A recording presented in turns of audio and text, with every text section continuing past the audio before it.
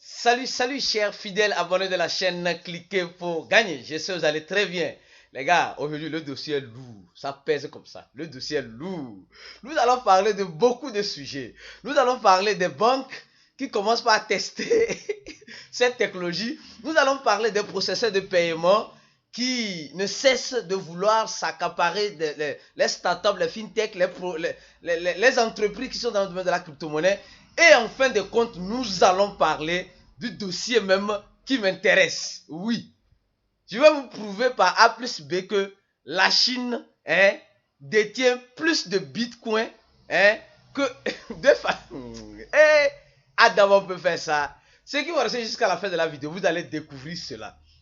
Combien de bitcoin le gouvernement chinois détient?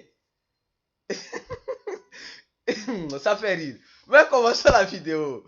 Alors, si tu n'es pas encore un abonné, ça me fait rire ce sujet-là.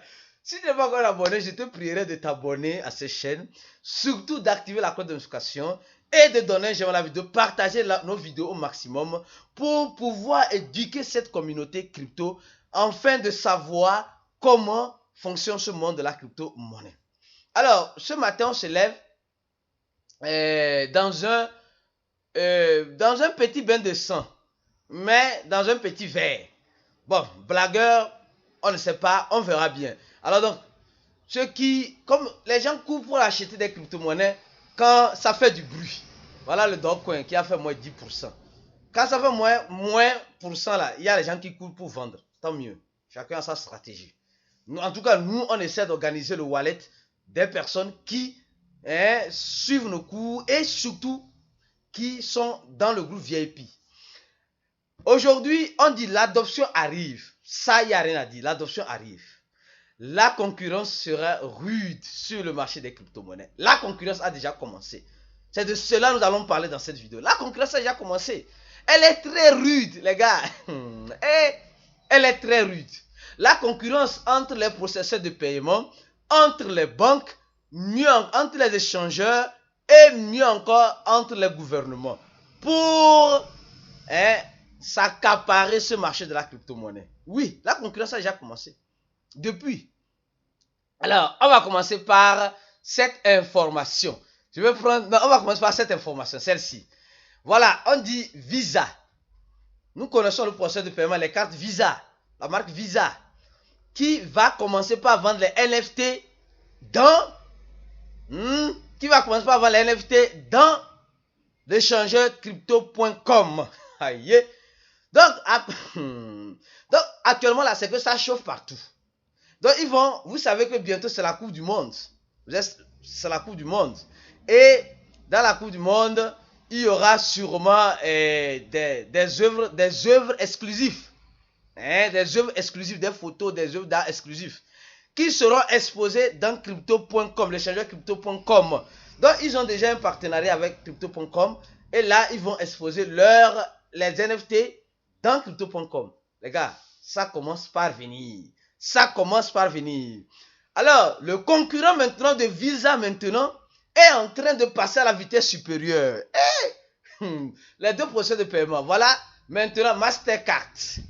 Mastercard, aujourd'hui, a additionné 7 startups, 7 entreprises blockchain pour l'accélération dans le domaine de la crypto-monnaie. Donc, comme eux ne sont pas vraiment doués dedans, ils sont en train de travailler avec d'autres sociétés en collaboration afin de pouvoir implémenter, offrir des services, comme le dit en bas cet article, Mastercard lance un nouveau programme pour permettre que Osbank offrisse. Elle est en train de lancer ici, Mastercard est en train de lancer un nouveau programme pour permettre aux banques d'offrir des recours et des services de négociation des crypto-monnaies à ses clients. Ah oui. Elle est déjà en partenariat avec Coinbase, d'autres plateformes, Binance, etc.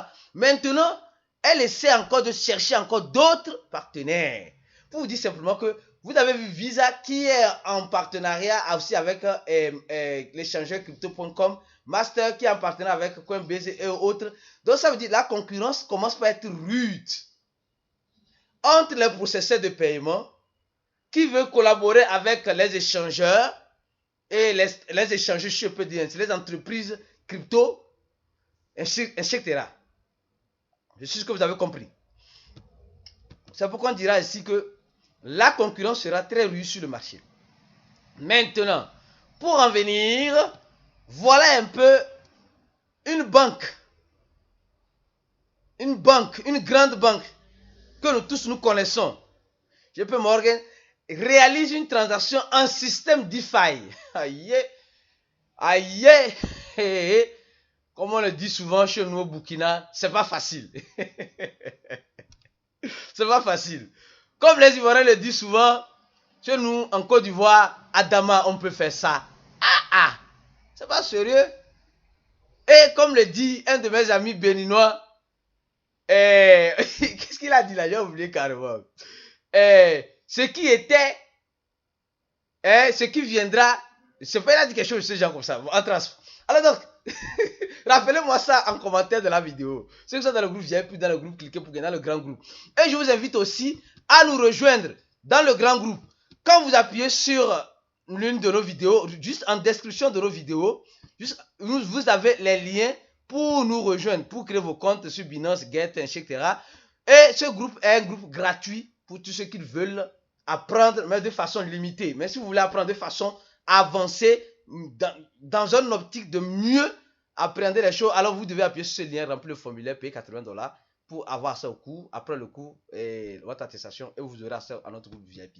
Alors, le qui viendra, je crois bien, il a dit quelque chose comme ça. Alors donc, voilà une banque qui, aujourd'hui, qui a parlé mal des crypto-monnaies par le passé, aujourd'hui, use blockchain de Polygon. Elle utilise la blockchain de Polygon pour négocier les dépôts en argent, en argent, oui. En argent tokenisado. La négociation ocorre comme partie du projet.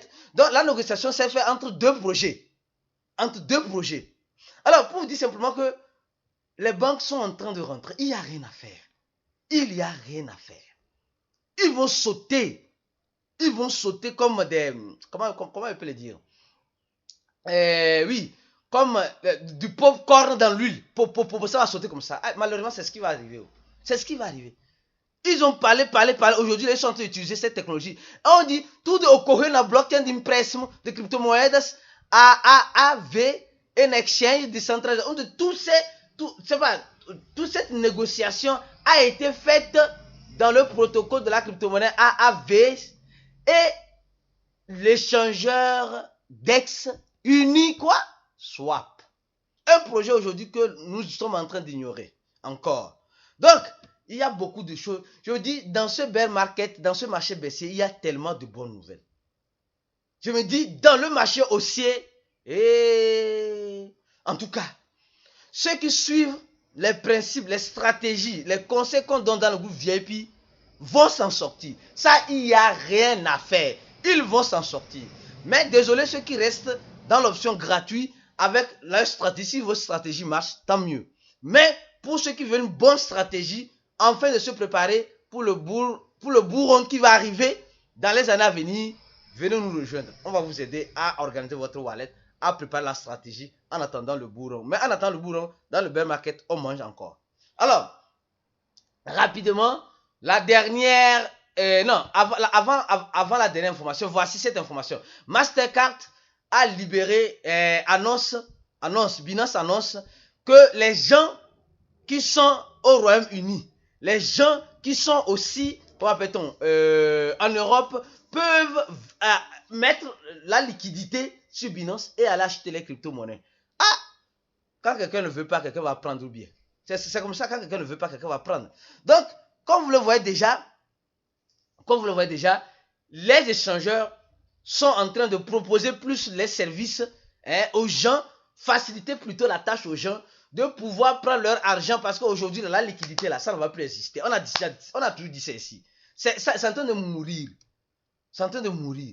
Alors, rapidement, quatrième ou cinquième information, la plus grande information que vous attendez en ce moment, c'est celle-ci.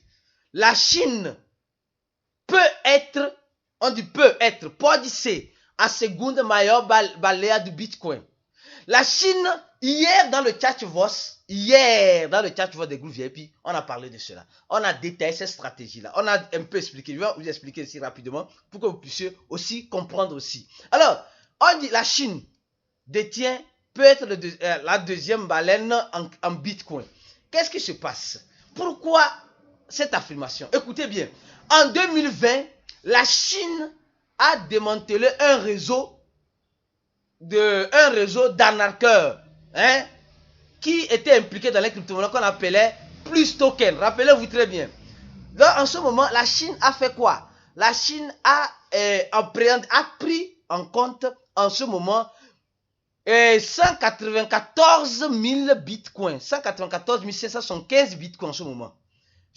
Dans cette arnaque-là, qu'ils ont pu, par exemple, quelqu'un veut arnaquer, alors ils viennent faire quoi? Ils disent non, bon, on va, voilà, c'est une arnaque, alors donc, le gouvernement chinois en question réquisitionne, je sais pas comment dire ça, prend les biens de ces arnaqueurs-là, si je peux le dire en gros.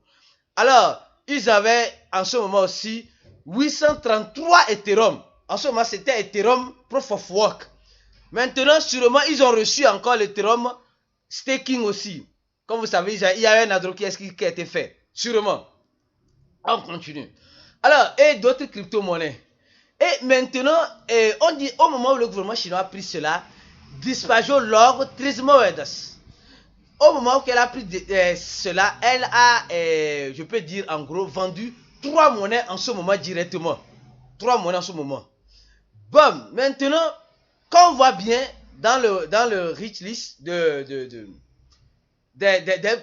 personnes qui possèdent beaucoup les crypto-monnaies, l'échangeur Binance dit elle détient 252 000, oui, je crois bien, Bitcoin. En gros.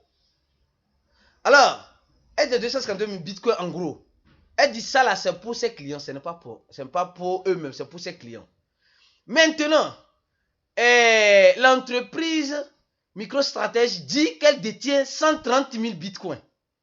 130 000 Bitcoins. Elle détient 130 000 Bitcoins. Or, la Chine possède cette quantité de Bitcoin. 194 775 Bitcoins. Alors, si MicroStrategy détient 130 000 Bitcoins et la Chine détient 194 000 Bitcoins, qui dépasse qui dans cette affaire? Qui dépasse qui dans cette affaire? Donc, la Chine détient ces Bitcoins-là depuis 2019, 2020.